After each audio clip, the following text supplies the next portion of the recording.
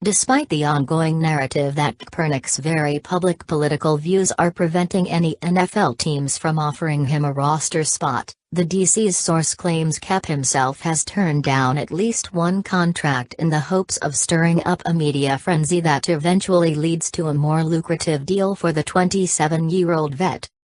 Kaepernick allegedly doesn't want to make backup money and specifically instructed his representative team not to sign one contract offered at the league's minimum rate of $900,000 per year for a seventh-year player.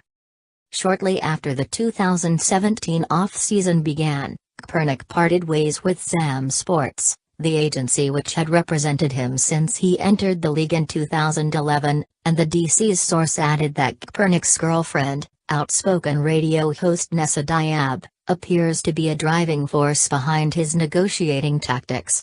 Colin thinks he's fighting a much higher battle than he is, the source stated. He views himself as a race messiah. The source further explained that the NFL has instructed teams and owners to hush news of Kaepernick's contract negotiations. Several teams, including the Ravens, Seahawks, and Dolphins, have reportedly reached out to Kaepernick this offseason.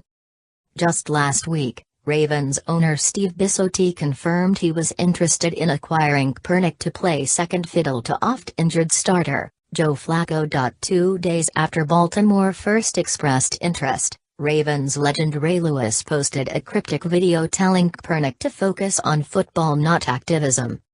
Nessa Diab then compared Lewis and Bisciotti to a slave and master, and negotiations stalled.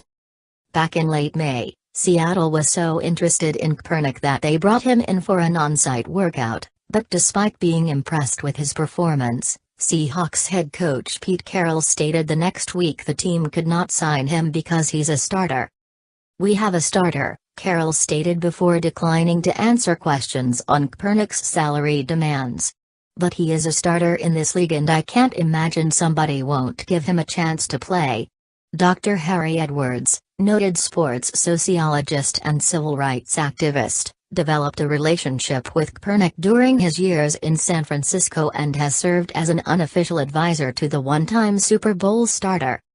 He told USA Today back in May that if Kep makes up his mind, he wouldn't only go in and make a team, he'd put pressure on somebody to start. "I don't think there's any question that there are some owners who wouldn't have him in the league, much less on their team," he continued. "But I fully expect one team to sign him, because it's in the best interest of the league to have him on a team." Edwards further stated in a July interview on SiriusXM that the NFL would have a problem if Kaepernick were not on a roster by week 1. Edwards did not return the DC's request for comment. An NFL Players Association representative was reached by the DC but did not provide comment before the story's publication.